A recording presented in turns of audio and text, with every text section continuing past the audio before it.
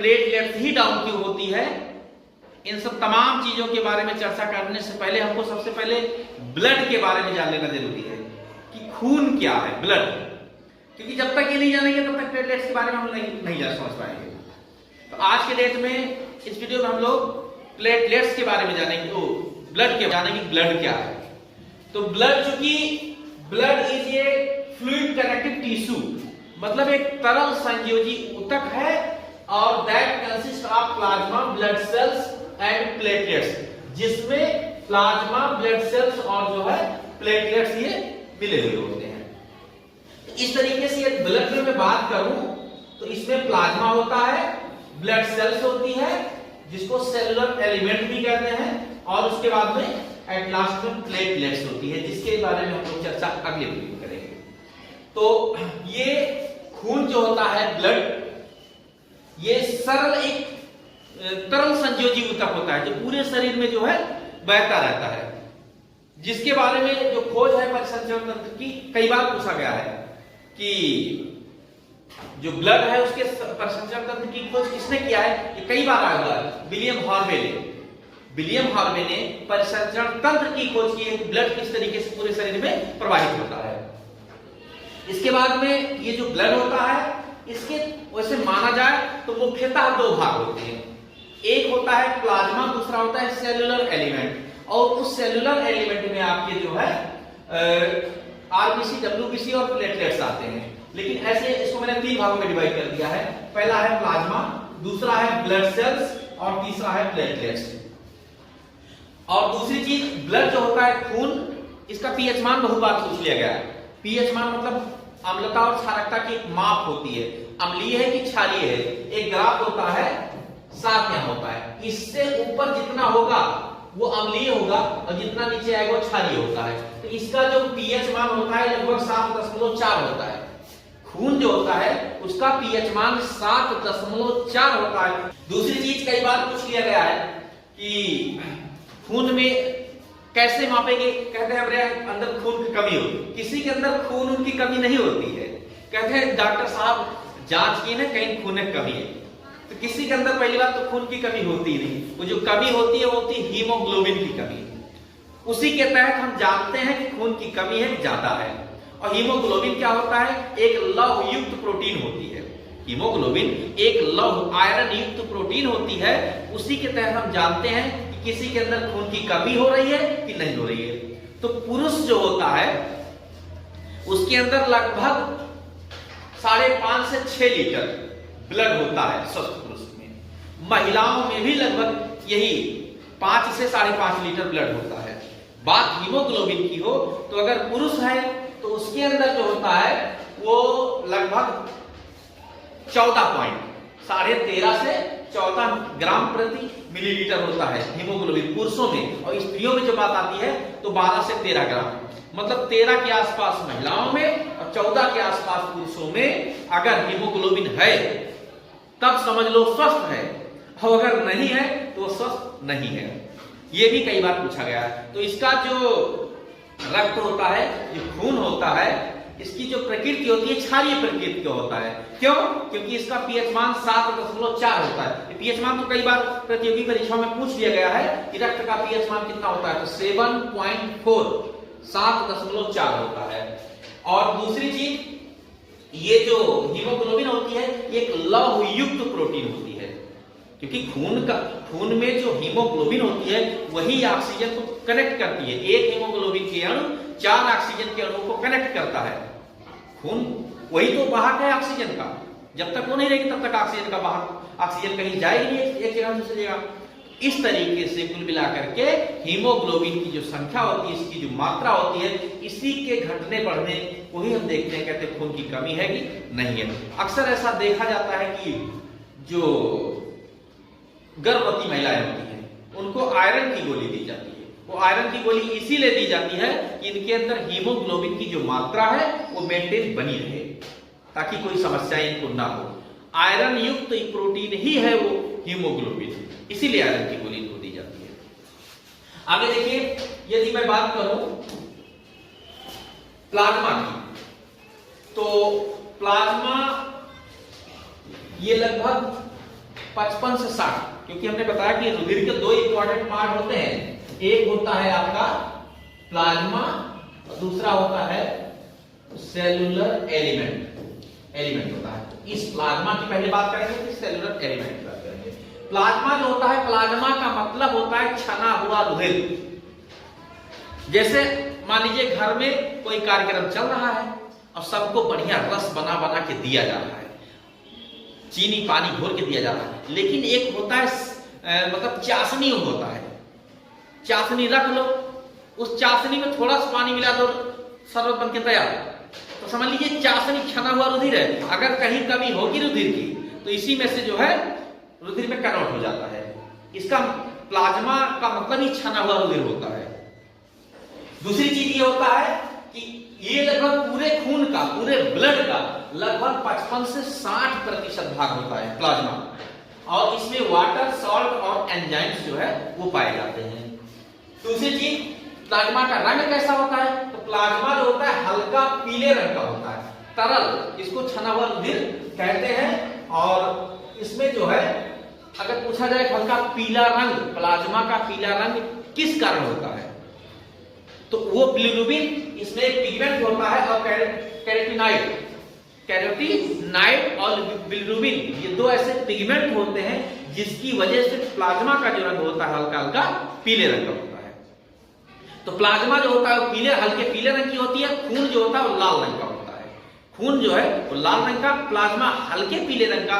तो क्यों हल्के पीले रंग का होता है? इसलिए क्योंकि उसमें बिलिरुबिन और कैरोटीनाइड, ये दो ऐसे पिगमेंट होते हैं जो उसमें घुले हुए होते हैं। तीसरा, इसका काम क्या है? चोट से उबरने में, चोट के ठीक होने में सबसे अहम भूमिका इसकी रहती है। पोषक तत्वों को वितरित करने में, अगर जरूरत है कि पोषक तत्वों को देता है, अपने पास स्टोर करके रखता है। और अपशिष्ट पदार्थ जो होते हैं, वेस्ट मटेरियल जो शरीर के अंदर होते हैं, उनको निकालने में सबसे अहम भूमिका होती है प्लाज्मा की। दूसरा, प्लाज्मा मेम्ब्रेन प्रोटीन्स और लिपिड्स, ये चीजें होती है, इसको पीले खून के नाम से जाना जाता है। प्लाज्मा को हमने बताया कि बिलिरुबिन और कैरोटीनाइड नामक दो पिगमेंट होते हैं, इसलिए हल्का हल्का पीला होता है। इस प्लाज्मा को पीला खून भी कहते हैं। लाल खून ब्लड हो गया, पीला खून प्लाज्मा हो गई। और इसकी जो खोज है विलियम क्रुक्स ने किया था। इसकी खोज 1879 ईस्वी में विलियम क्रुक्स ने किया था। तो कई बार पूछा गया कि प्लाज्मा की खोज कब किसने किया, तो 1879 ईस्वी में विलियम क्रुक्स ने इसकी खोज किया था प्लाज्मा की। ये बहुत महत्वपूर्ण है। इस तरीके से जो ब्लड होता है उसके दो, प्लाज्मा और सेलुलर एलिमेंट, दो मुख्य पार्ट होते हैं। जो सेलुलर एलिमेंट है उसमें आपका आरबीसी, डब्ल्यूबीसी और प्लेटलेट्स आते हैं। तो इस तरीके से प्लाज्मा के बारे में हम जान गए। इसकी खोज 1879 ईस्वी में विलियम क्रुक्स ने किया। हल्के पीले रंग का होता है। क्यों होता है? क्योंकि इसमें बिलिरुबिन और कैरोटीनाइड नामक की दो पिगमेंट्स पाई जाती है, इसीलिए प्लाज्मा को पीला खून कहते हैं। आगे देखिए, अब हम सेलुलर एलिमेंट में आएंगे जिसमें ब्लड सेल्स आती हैं, जिसको रुधिराणु कहते हैं। रुधिराणु, खून के अणु। अब इसमें 3 भाग होते हैं, 1, 2 और 3। पहला होता है आरबीसी, जिसको कहते हैं red blood corpuscles. Red blood corpuscles कहते हैं इसको, आरबीसी को, और इसको एंथ्रोसाइट कहते हैं, एरिथ्रोसाइट इसी को कहते हैं। इसकी जो संख्या होती है लगभग 50 लाख के आसपास। इसकी संख्या जो होती है वो लगभग सबसे ज्यादा, रुधिराणुओं में किसकी संख्या सबसे ज्यादा होती है? तो वो होती है आरबीसी की। लगभग 30 से 50 लाख के आसपास इसकी संख्या होती है। और दूसरा होता है डब्ल्यूबीसी। डब्ल्यूबीसी को ल्यूकोसाइट कहते हैं। जब इसी की संख्या घटती बढ़ती, जिसको ल्यूकेमिया, ब्लड कैंसर जिसे कहते हैं, ल्यूकेमिया जो होता है वो ब्लड कैंसर है। इसी डब्ल्यूबीसी की जो मात्रा है वो घटती है या बढ़ती है, तो उसी चीज को कहते हैं ब्लड कैंसर। तीसरा होता है प्लेटलेट्स, जिसके बारे में चर्चा हम ले जाते हैं। ये प्लेटलेट्स जिसके एकदम आतंक मचा के रखा है इस प्लेटलेट्स ने, एकदम बिल्कुल डेंगू खूब एकदम झोर के आया, और प्लेटलेट्स की पूछो ही ना। तो इस प्लेटलेट्स के बारे में हम आगे बताएंगे। आज हम ये जानेंगे प्लेटलेट्स होता क्या है, इसके घटने बढ़ने के चांसेस क्या है, डेंगू से इसकी मात्रा जो होती है वो घटती बढ़ती है, तो इसके घटने बढ़ने के लिए क्या डेंगू ही सिर्फ जिम्मेदार है कि इसके कोई और भी कारण है, इसके बारे में अगले वीडियो बताएंगे। इसमें सिर्फ बताएंगे प्लेटलेट्स क्या है। तो दूसरी चीज प्लेटलेट्स होता है जिसको थ्रोम्बोसाइट्स कहते हैं। थ्रोम्बोसाइट इस प्लेटलेट्स को कहते हैं, ल्यूकोसाइट डब्ल्यूबीसी को कहते हैं और एरिथ्रोसाइट जो है वो आरबीसी को कहते हैं। तो इस तरीके से जो डब्ल्यूबीसी होती है जिसको व्हाइट ब्लड कॉर्पसेस कहते हैं, इसकी जो संख्या होती है 10,000 होती है। सबसे ज्यादा होती है आरबीसी, फिर उसके बाद में इसकी संख्या होती है लगभग 10,000। और जो प्लेटलेट्स होती है इसकी मिनिमम संख्या लगभग 1.5 लाख, मैक्सिमम 2.5 से 3 लाख। लेकिन अगर किसी का 1,30,000 है तो उसको हैरान परेशान होने की जरूरत नहीं है। 1 लाख है, 95,000, तब तो उसको परेशान होने की बहुत ज्यादा जरूरत नहीं है। इस संख्या घटती बढ़ती रहती है, इसके कई सारे फैक्टर्स, कई सारे कारण हैं जिसको हम बताएंगे। तो इस तरीके से प्लेटलेट्स होती है थ्रोम्बोसाइट जिसकी संख्या जो होती है 1.5 लाख से लगभग 2.5 से 3 लाख होती है। ये जो आरबीसी होता है इसका जीवन काल तो कई बार पूछा गया है कि आरबीसी का जीवन काल कितना होता है। हर चीज का जीवन काल होता है। पेड़ की एक पत्ती भी है, निकलेगी, पहले हरी रहेगी, धीरे धीरे धीरे धीरे पीली होने लगेगी, उस पीली होने के बाद पत्ती पेड़ से गिर जाएगी, टूट कर सड़ जाएगी, खत्म। हर चीज का जीवन काल है। तो डब्ल्यूबीसी भी ऐसा होता है, जो रेड ब्लड कॉर्पसेस होती है इसका भी जीवन काल जो होता है 120 दिन का होता है। 120 दिन ये जो है जीवित रहती है, जबकि आपका डब्ल्यूबीसी जो है, आरबीसी 120 दिन, डब्ल्यूबीसी 4 दिन, बहुत ज्यादा 4 से 6 दिन, बस इससे ज्यादा नहीं। और प्लेटलेट्स जो होती है लगभग 5 से 6 दिन, ये भी इतने दिन जीवित रहेंगे, इसके बाद मर जाती है, डेड हो जाता है। अब प्रश्न खड़ा होगा, भैया मर गए तो गए कहां? अब बताओ, जब खूनों में रहा है, खूनों में मर गया तो गवा कहां? तो समस्या खड़ी हो गई। लेकिन नहीं, अगर ये जो आरबीसी है जिसको लाल रुधिर कणिका कहते हैं, ये मरती है तो ये जाकर के स्प्लीन, प्लीहा जो होती है, इसको खा लेती है। स्प्लीन जिसको हम लोग प्लीहा बोलते हैं, तिल्ली या ये होती है पीठ में इधर साइड होती है, इधर साइड यही है, वो इसको पत्ती तरह होती है, पत्ती सदृश संरचना होती है, वो इसको क्या करती है, इसका भक्षण कर लेती है, इसको खा लेती है। क्यों? क्योंकि इसमें केंद्रक रोबे नहीं करता है, इसमें न्यूक्लियस पाया ही नहीं जाता है, इसका भक्षण जाकर के स्प्लीन में होता है। दूसरी है डब्ल्यूबीसी। डब्ल्यूबीसी जब 4 दिन के बाद, क्योंकि तो जल्दी जल्दी मरेगी भाई, 4-5 दिन में मर गई, डब्ल्यूबीसी बनी, 4-5 दिन में इसका काम खत्म। तो इसको खाने का काम लाइसोसोम करता है, इसको खाने का काम जो है लाइसोसोम इसका भक्षण कर लेता है डब्ल्यूबीसी का, फिर नया डब्ल्यूबीसी बनेगा, ब्लड में मिलेगा। तो इस तरीके से लाइसोसोम इसको क्या करता है, वो खा लेता है। तीसरा है थ्रोम्बोसाइट जिसको प्लेटलेट्स बोलते हैं, ये 7 दिन में जो है, इस 7 दिन में तैयार होता है, मतलब 7 दिन में इसका जीवन काल रहता है। 7 दिन के बाद इसका काम खत्म, मर जाएगी, इसकी कोशिकाएं डेड हो जाएंगी। दूसरा प्लेटलेट्स बनता है, हड्डी जो होती है बोन में, हड्डी में जो बोन मैरो होती है, और उसके बाद में किडनी, गुर्दा कहते हैं, यहां दोनों जगह पर इसका निर्माण होता है प्लेटलेट्स का। तो इस तरीके से जो है, इसीलिए किसी का जब प्लेटलेट्स वगैरह डाउन हो जाता है, हड्डी बहुत दर्द होती है, बहुत ज्यादा, इसके घटने बढ़ने से बहुत समस्या हुई। अगर किसी को हो गई, प्लेटलेट्स डाउन हुआ, सबसे पहले उसके शरीर में बहुत ज्यादा दर्द होता है, हड्डी में तो बहुत ही ज्यादा दर्द होता है, एकदम जोड़ जोड़ पे दर्द करता है। जिस सीढ़ी पर वो 4 बार चक्कर लगाता है, 1 बार चक्कर लगाएगा तो एकदम कमर पकड़ लेगा, अरे राम, इतना दर्द होता है, परेशान एकदम हो जाएगा। प्लेटलेट्स अगर घट गई, इसकी संख्या मेंटेन होनी चाहिए, लगभग 1,20,000-25,000 से ऊपर होना चाहिए, 2.5 लाख 3 लाख तक रहता है, ज्यादा नहीं होना चाहिए, ज्यादा भी वो लोग है। इस तरीके से इसकी खोज जो है आरबीसी, रेड ब्लड कॉर्पसेस की खोज, पूछा गया लाल रुधिर कणिकाओं की खोज किसने किया है, तो लुवेनहॉक ने किया था। 1674 ईस्वी में इसकी खोज हो गई थी। 1674 ईस्वी में लुवेनहॉक ने इसको खोजा, आरबीसी को। उसके बाद में जी एंड्रॉल और विलियम एडिसन ने डब्ल्यूबीसी की खोज किया।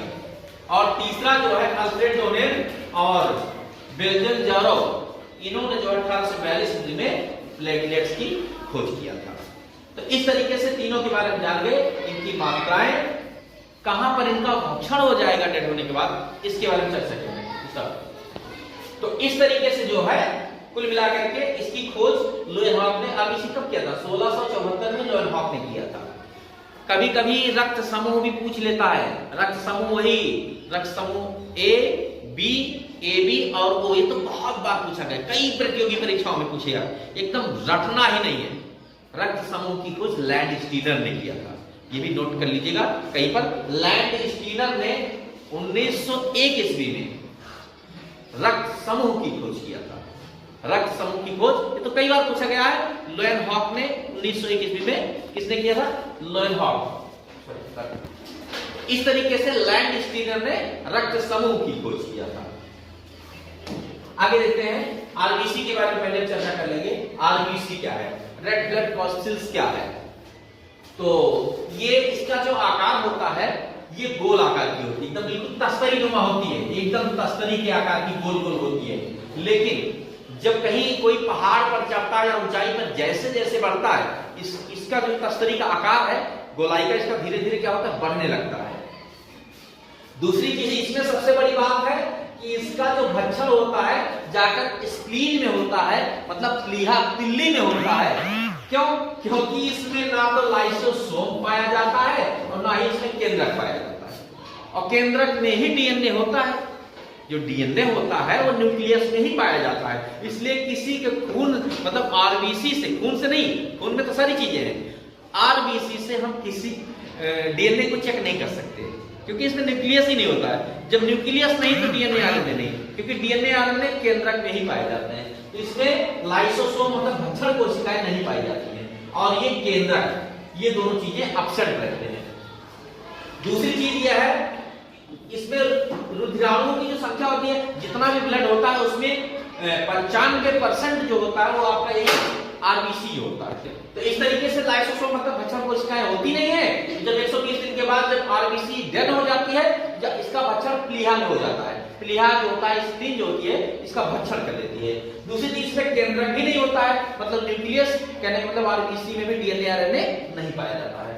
दूसरी रुधिराणु, जितने भी रुधिराणु हैं उन रुधिराणुओं में सबसे ज्यादा अगर किसी चीज की संख्या है वो ही आरबीसी की है, लगभग 95%। वही से जान लो 50 लाख संख्या इनकी है, वही से जान लो सबसे ज्यादा होते हैं। दूसरी चीज एनीमिया एक रोग है, आरबीसी जिसको रक्त अल्पता भी कहते हैं। एनीमिया कहते हैं खून की कमी हुई है, तो खून की कमी से, रक्त की कमी से एनीमिया नामक रोग हो जाता है। तो रक्त अल्पता भी उसको बोलते हैं। तो उसमें रक्त की कमी नहीं होती है। ये जो आरबीसी होता है, और आरबीसी में क्योंकि ब्लड होता है, ब्लड में आरबीसी होता है, आरबीसी में ही हीमोग्लोबिन होता है। पहले अगर शरीर में आयरन की कमी हो गई, मतलब आरबीसी का आकार होता है गोलाकार की होती है, गोल गोल जैसे मतलब तस्तरी होती है, उसी के आकार की होती है आरबीसी। जैसे जैसे ऊंचाई पर जाएंगे, हम पहाड़ पे जाएंगे या कहीं और ऊंचाई पर जाएंगे, तैसे तैसे इसका आकार जो होता है धीरे धीरे बढ़ने लगता है और सांस ऑक्सीजन की कमी होने लगती है, हमको महसूस होने लगती है। इसी के आकार के बढ़ने के फलस्वरूप ऑक्सीजन घटने भी लगती है उस समय, क्योंकि हमको ज्यादा आवश्यकता होने लगी ऑक्सीजन की। इसकी सबसे बड़ी बात यह होती है जो भक्षण कोशिका लाइसोसोम होता है, इसमें पाया नहीं जाता। इसमें आरबीसी में जब 120 दिन के बाद इसकी डेथ हो जाती है तो सीधा प्लीहा में जाती है, स्प्लीन में, तो इसका भक्षण होता है। स्प्लीन और प्लीहा जो है लाइसोसोम होता नहीं है, भक्षण हो नहीं पाएगा। तो केंद्रक कहता आओ भाई, केंद्रक भी नहीं होता इसमें, न्यूक्लियस वो भी नहीं करता है, मैंने कई बार बताया आपको। तो डीएनए आरएनए भी नहीं इसमें पाया जाता है। आरबीसी में खून में पाया जाता है, लेकिन आरबीसी में नहीं पाया जाता है। रुधिराणु इसके जो होते हैं 95, सोचो वैसे 50 लाख होती है खून में इसकी संख्या, सबसे ज्यादा आरबीसी होती है। तो सीधी सीधी बात है 95% ही आरबीसी होती है ब्लड में। एनीमिया एक रोग होता है, खून की कमी से होने वाला रोग है एनीमिया। तो चाहे आरबीसी, चाहे खून दे दे ब्लड, चाहे आरबीसी दे दे, चाहे हीमोग्लोबिन दे दे, क्योंकि हीमोग्लोबिन में लौह युक्त, हीमोग्लोबिन जो होता है एक लौह युक्त प्रोटीन होता है, उसी की कमी से एनीमिया नामक रोग होता है। तो कभी कभी खून न देकर के आरबीसी देता है तो भी सही है। तो इस प्रकार से हीमोग्लोबिन मैंने बताया है कि यदि पुरुष है तो उसमें 14 पॉइंट होता है, यदि महिला है तो 13 पॉइंट। 12 है तो घबराना बहुत ज्यादा नहीं, किसी महिला को घट पड़ जाता है। 12-13 है तो सही है। अब ऐसा नहीं है कि 10-11 हो जाएगा तो वो खतरनाक है, तब इसका मतलब उसके अंदर खून की कमी है, थकान बहुत ज्यादा लग जाएगी, कोई काम करेगा वो जल्दी थक जाएगा वो, ये चीजें। तो इस प्रकार से आरबीसी में लाइसोसोम भी नहीं होता है, केंद्रक भी नहीं होता है, और पूरे खून में रुद्राणु की जो संख्या इसकी होती है वो होती है 95% कुल मिलाकर। इसके बाद में डब्ल्यूबीसी की बात आती है। भाई ये तो डब्ल्यूबीसी है तो रक्षक कोशिका, समझ लीजिए कि रक्षक की प्रतिरक्षा। ये सफेद रंग, इसका नाम है व्हाइट ब्लड कॉर्पसेस। व्हाइट माने सफेदे होता है, ये व्हाइट मतलब इसको ल्यूकोसाइट भी बोलते हैं, ल्यूकोसाइट इसी को कहते हैं। तो ये व्हाइट ब्लड कॉर्पसेस मतलब श्वेत रक्त कणिका, ये सफेद रंग की होती है, इसको ल्यूकोसाइट बोलते हैं। इसकी जो संख्या होती है बेटा वो 10,000 होती है। और दूसरी चीज, इसमें केंद्रक होता है, मतलब हम डब्ल्यूबीसी से किसी का डीएनए आरएनए चेक कर सकते हैं, क्योंकि जब केंद्रक होगा मतलब न्यूक्लियस उसके, और जो डीएनए आरएनए होता है उसे न्यूक्लियस के अंदर पाया जाता है। डीएनए आरएनए जो होता है वो न्यूक्लियस के अंदर बैठा रहता है एकदम छुपक के, दुबक के। इस प्रकार से हम इसमें इसके माध्यम से किसी का भी डीएनए आरएनए चेक कर सकते हैं, डब्ल्यूबीसी। सबसे मुख्य कार्य इसका रोगों से लड़ने की क्षमता। अब देखो क्यों कहीं थोड़ा सा बदला समय, जुकाम सर्दी हो गया, किंचित मच्छर काटिस हो गया उसको तुरंत मलेरिया, कहीं थोड़ा चले गए जुकाम हो गया, बुखार हो गया, तबीयत खराब हो गई, थोड़ा भीग गए आए एकदम सर्दी जुकाम हो गया। जब क्षमता रहेगी तब ना, सुखवा तो लोग एकदम सुखा होते हैं, उनका किंचित लिया कहीं नहला दो तुरंत दूसरे दिन सर्दी जुकाम बुखार हो जाएगा एकदम। तो रोगों से लड़ने की क्षमता कौन किसके माध्यम से होती है? डब्ल्यूबीसी। जिसके अंदर डब्ल्यूबीसी की प्रचुर मात्रा रहेगी वो जल्दी से बीमार नहीं होगा, बिल्कुल एकदम लेह धनुष बाण तैयार रहेगा, कोई भी रोग आएगा मारेगा खटाक से तुरंत धराशायी। इस तरीके से डब्ल्यूबीसी क्या करता है? रोगों से लड़ता है। कोई भी रोग आएगा कहे आओ पहले हमसे लड़ो, हमसे जीतोगे तब ना रोग ग्रसित करोगे, हरा देगा, भगा देगा, भाग जाता है रोग, किसी को रोग नहीं होता है। तो इस तरीके से इसका सबसे जो प्रमुख कार्य होता है रोगों से लड़ने की क्षमता। क्योंकि प्रकार देखा जाए तो ये होता है, इसके कई, इससे मुख्यतः 3 प्रकार होते हैं, एंटीबॉडी, लिम्फोसाइट और मोनोसाइट। दोनों समझने की बहुत जरूरत है। एंटीबॉडी क्या होती है? ये रक्षा करती है। एंटीबॉडी होती है रक्षा करती है, लेकिन रक्षा करती है, कोई भी रोग आता है तो लिम्फोसाइट को बताती है, सुनो देखो रोग आवा है, तो ये लिम्फोसाइट होती है, इसको टी सेल कहते हैं। टी आकृति से, टी होता है उस आकार की सेल होती कहती है कौन आ गया, देखती है तुरंत मोनोसाइट कहता है मोनोसाइट जल्दी आओ देखो आया है, तो मोनोसाइट तुरंत उसको भक्षण कर लेता है, उसको खा लेता है, दौड़ के दबोच के खा लेता है। तो जब मोनोसाइट उसको भक्षण, क्योंकि इस डब्ल्यूबीसी में ये जो मोनोसाइट होती है सबसे बड़ी सेल होती है। इस डब्ल्यूबीसी में मोनोसाइट होती है सबसे बड़ी सेल होती है। खाने का काम करती है मोनोसाइट, बताने का काम करती है लिम्फोसाइट, और ये एंटीबॉडी जो है ये बनती रहती है, प्रतिरक्षा क्षमता इसकी जो है बढ़ती रहती है। तो एंटीबॉडी लिम्फोसाइट को कहती है, सुन रही हो, अरे फलाने आए हैं अब बीमार कहते हैं तो तुरंत कहती है T4, ये टी सेल कहती है, टी सेल तुरंत कहती है हे मोनोसाइट इधर आओ और तुरंत उसको क्या करो, खा लो तुरंत खा लो।